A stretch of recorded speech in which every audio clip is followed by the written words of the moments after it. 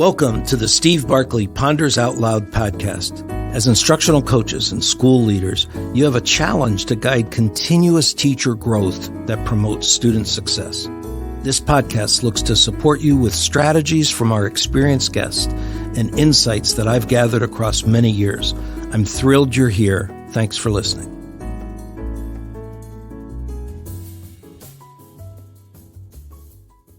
Sharing best practices research with teachers. Last year, I wrote a blog titled, "What's the Impact of Best Practice?" In that blog, I explored the question, can a focus on best practice be a problem? Adam Grant, the author of Think Again, while speaking to business entrepreneurs, suggests that it may be time to rethink best practices. He stated that the term used to describe a preferred method of performing a given task or procedure might be limiting. The moment an organization calls a practice best, they're creating an illusion that they've reached an endpoint where there's nothing left to top. I got really interested when I read his tweet on that. And so not be surprised that my attention was caught by an article by Sarah Morris titled 5 Reasons Teachers Are Tired of the Phrases Best Practices and Backed by Research. It really did catch my attention, and I invited Sarah to join us on the podcast, and excited to say here she is. Welcome, Sarah. Hi, Steve. Thank you for having me. To do a quick introduction here, Sarah Morris is a doctoral academy fellow for the Department of Education Reform at the University of Arkansas. She's a former middle school teacher and is now engaged in researching grading equity, teachers' grading practices, and the 9th grade year in school. So Sarah, I'm going to tell you, you're going to have to come back because those other things that you're researching are of equal interest to me. Yeah, of course. So for starters, how did you get connected to this topic of looking at teachers' responses to best practice research, and how did you gather teachers' thinking? Well, I'm currently trying to do a study with teachers myself as a former teacher turned researcher. So my gears have been grinding a little bit on how teachers are thinking about, well, how do I take in information for research? So I'm a new writer for the We Are Teachers blog, and I asked my editor, Kelly, to make a Facebook post on the We Are Teachers page, asking teachers to respond to the prompt, and let's see if I can get the wording right. How do you feel when a new initiative or program is hyped as best practice or backed by research? How do you feel about these buzzwords in general? Do you trust them? We want to know. And from there, about 400 teachers commented to participate with what they thought. And of course, I had my own inklings for what I thought teachers would think from my own personal experience, but I didn't think writing this blog piece would be done justice if I just use my own thinking. So I'm really glad that I got some information from these teachers on what they think about these phrases.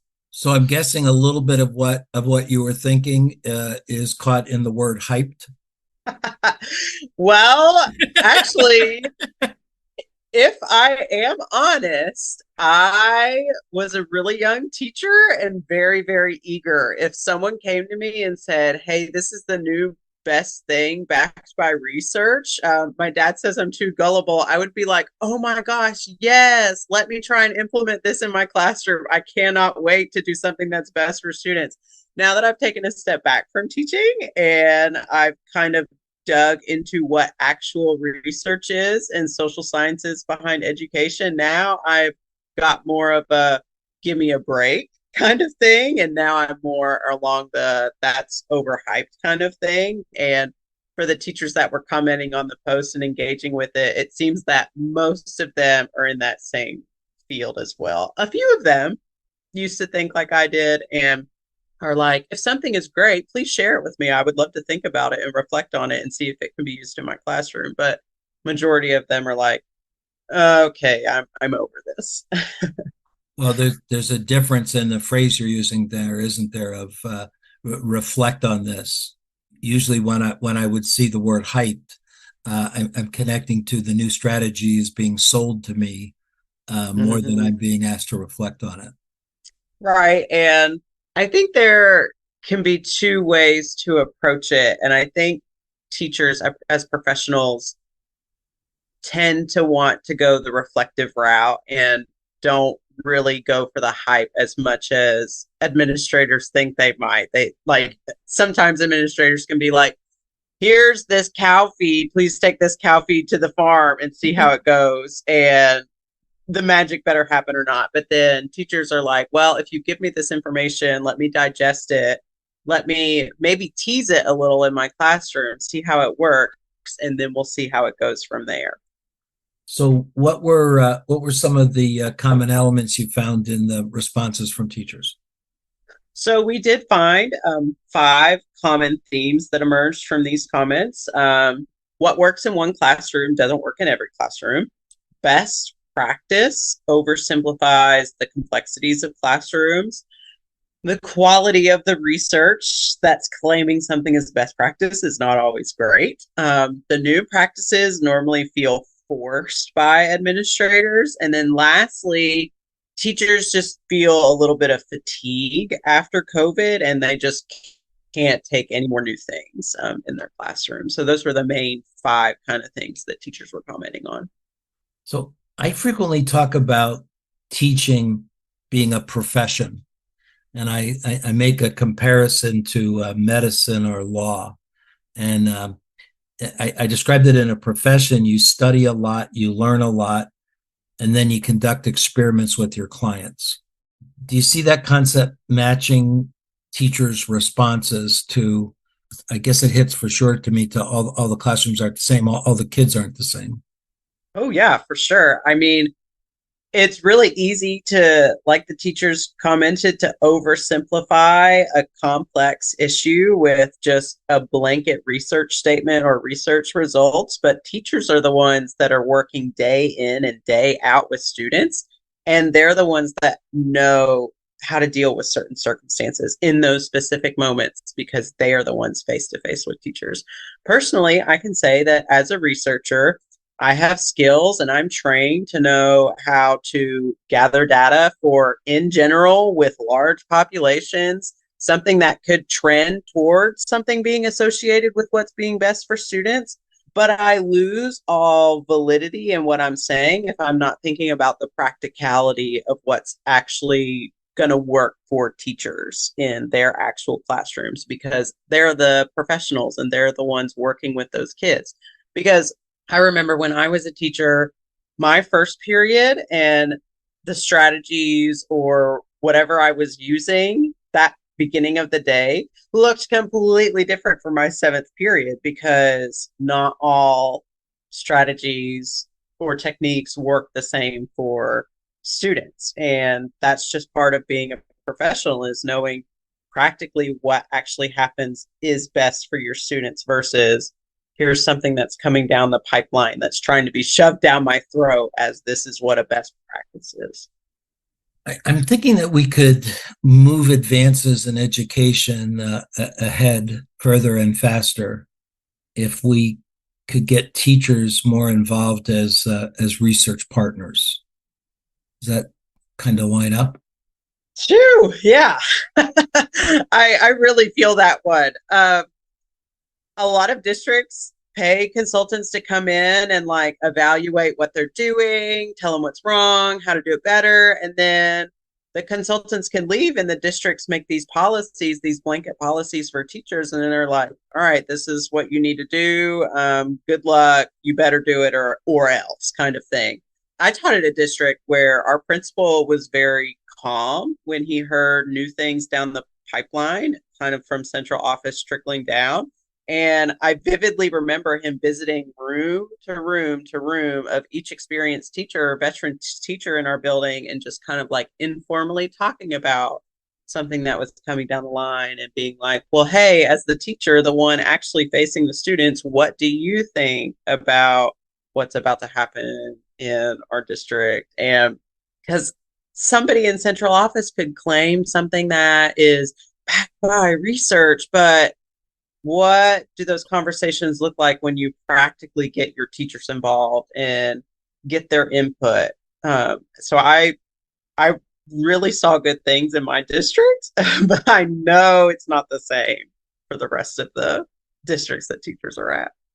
So I guess that sets you up for my next question.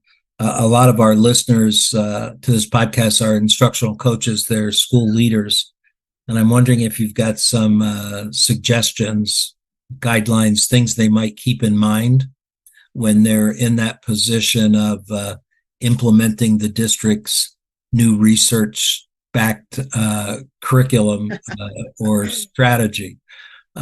You've picked up some things from that administrator you worked with. How would you spell them out as to things that that leaders should be thinking about?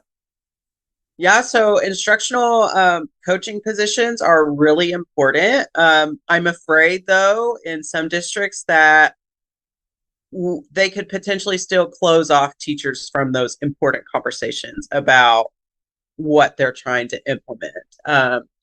Don't leave teachers out in this decision making process. I'm fearful of imagining a room where a lot of admins sit around and make a decision, and it's something that the teachers have to implement, and maybe one instructional coach is in there, and maybe they speak up, maybe they don't, but hey, still there are no teachers in this imagined room, and that makes me sad because I think that might be happening in places. I know in my building that teachers were often, the experienced and veterans teachers were often invited to take place in these conversations in a sit down meeting where they got to voice their opinion. And I think there were a few things that my principal told central office, like, hey, our school is not doing this just because it didn't work with what was best with our teachers and what we thought was going to be practical in how we implemented it.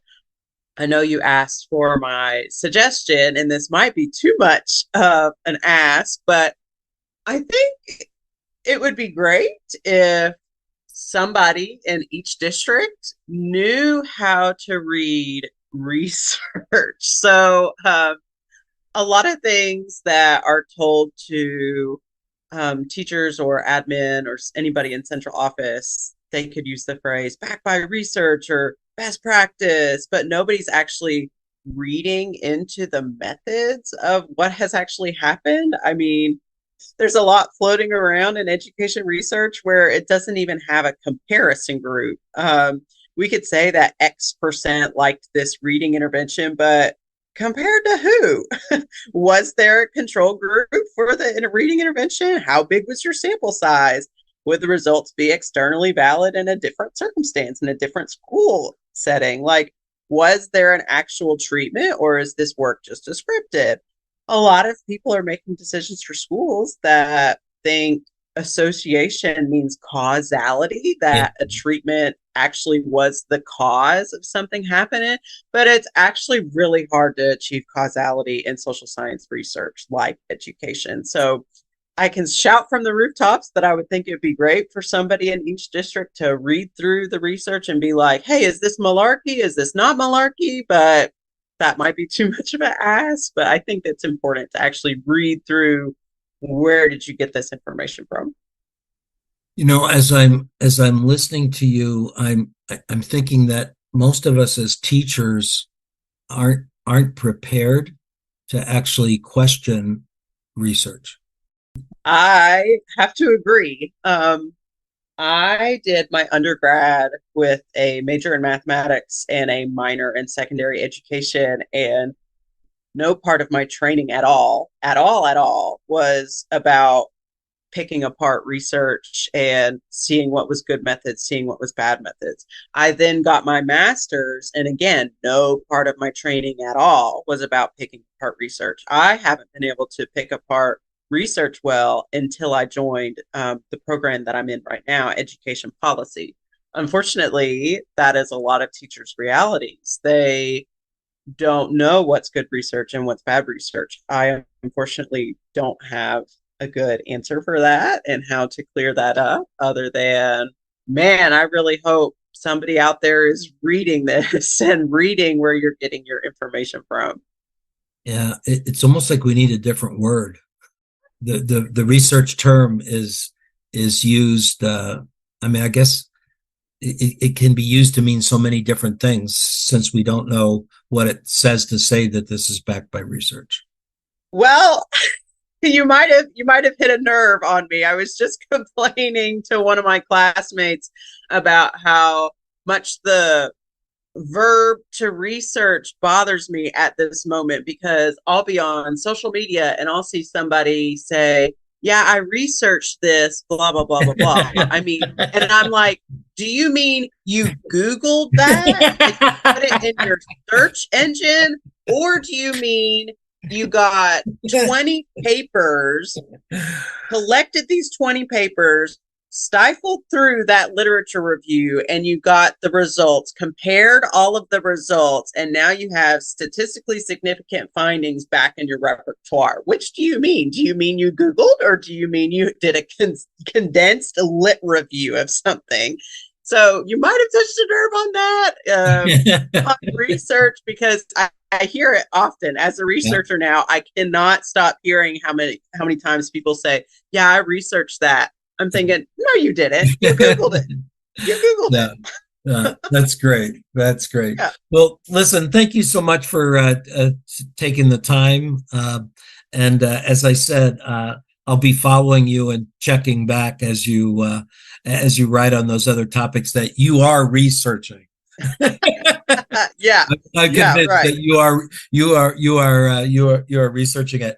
I will put the link to your article in the lead into the podcast, so people will be able to find it. And is it okay, folks, touch base with you by email? Yes, I'm at srm041@uark.edu. All right. We'll put that in the lead-in notes too, so folks can find it easily. Great. Thank you so much. Appreciate it. Yeah, thank you so much. Thanks for listening, folks. I'd love to hear what you're pondering. You can find me on Twitter or LinkedIn at Steve Barkley, or send me your questions and find my videos and blogs at barkleypd.com.